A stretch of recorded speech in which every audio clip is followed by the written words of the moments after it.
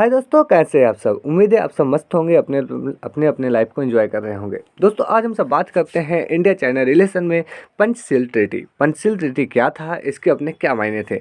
दोस्तों हम लोग देखते हैं कि भारत सन 1947 में 15 अगस्त को आज़ाद हुआ अंग्रेजों की गुलामी से। वहीं दूसरी तरफ चाइना जो है, वहाँ पर कम्युनिस्ट रेवोल्यूशन जो होता है वो अक्टूबर 1949 में होता है।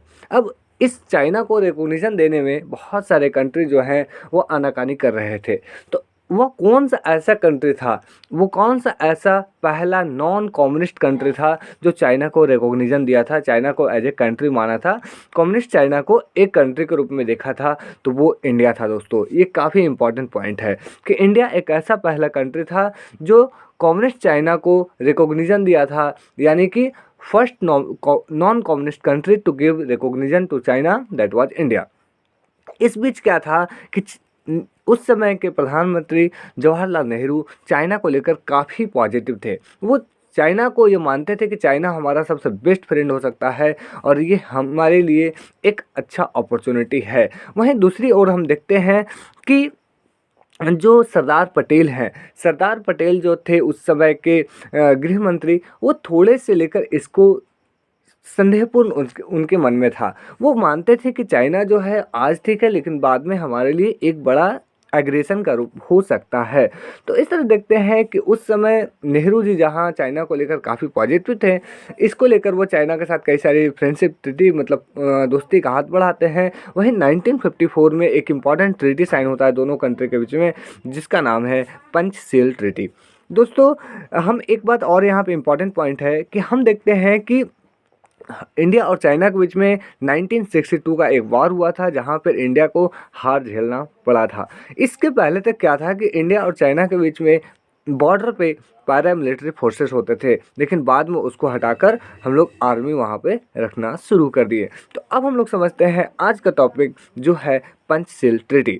तो पंचशील ट्रीटी की बात करते हैं तो पंचशील ट्रीटी यानी कि पंचशील यानी कि 5 पॉइंट्स। ये 5 पॉइंट जो है वो किनके आइडियोलॉजी से आया, किनके आइडिया से निकल कर आया, तो ये है हमारे बौद्ध धर्म के संस्थापक गौतम बुद्धा। उनकी 5 पॉइंट्स प्रिंसिपल पे ही आधारित ये पंचशील ट्रीटी जो इंडिया और चाइना के बीच में साइन की गई थी। दोस्तों ये ट्रीटी जो है वो 29 अप्रैल 1954 को साइन की गई थी between Indian prime minister Nehru and Chinese premier Zhou Enlai. तो ये दोनों के बीच में साइन की गई थी। इसमें कौन सी बातें बोली गई थी ये काफ़ी इंपॉर्टेंट है, ये एग्जाम में पूछता है। तो इसमें सबसे पहला बात बोला गया था कि mutual respect for each other interior integrity and sovereignty. हम दोनों एक दूसरे के जो इंटरनल इंटीग्रिटी एंड सोवरेनिटी है उसकी हम रिस्पेक्ट करेंगे। एक दूसरे कंट्री जो है हम दोनों की सोवरेनिटी को रिस्पेक्ट देंगे। दूसरा जो था, एक दूसरे के इंटरनल मामले में हम हस्तक्षेप नहीं करेंगे, mutual non interference in internal matters. तीसरा जो था कि हम एक दूसरे के इक्वल एंड म्यूचुअल बेनिफिट के लिए काम करेंगे। चौथा जो था वो था म्यूचुअल नॉन एग्रेशन, हम एक दूसरे पर अटैक नहीं करेंगे। और इसके बाद लास्ट जो था वो था पीसफुल को एग्जिस्टेंस, यानी कि हम दोनों कंट्री जो हैं एक साथ मिलकर और शांतिपूर्ण तरीके से एग्जिस्ट करेंगे। हम देखते हैं कि चाइना कुछ ही समय बाद यानी कि 1954 में ये ट्रीटी साइन होता है और 1962 में हमें क्या मिलता है, इसका रिजल्ट वो आप देखते हैं, इंडिया चाइना वॉर के रूप में हमें मिलता है। तो ये था आज का पॉइंट।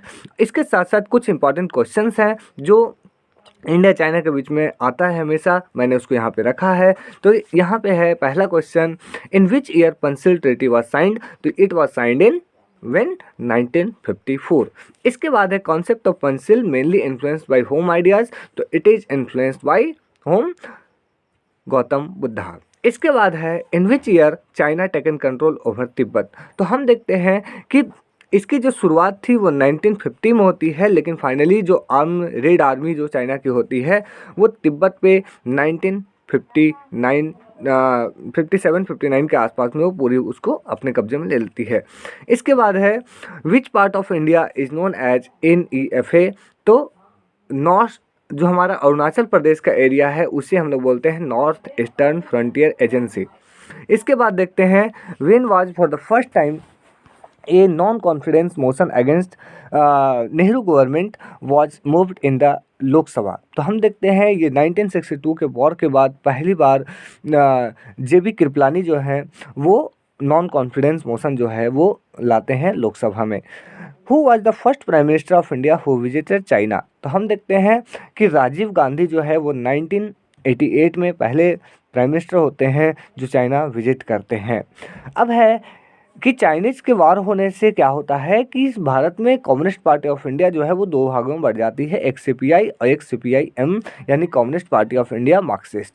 तो ये दोनों जो है वो कब होती है? तो 1962 के वॉर के बाद होती है। एक और पॉइंट होता है कि लता मंगेशकर संग ऐ मेरे वतन के लोगों after which war in Indian history, तो this was the war of 1962 Indo Sino war. तो उम्मीद है आपको ये काफ़ी इंटरेस्टिंग लगा होगा। अगर अच्छे लगे तो लाइक शेयर सब्सक्राइब करें, अपने दोस्तों के साथ शेयर करें। फिर मिलते हैं नेक्स्ट वीडियो में। धन्यवाद। जय हिंद।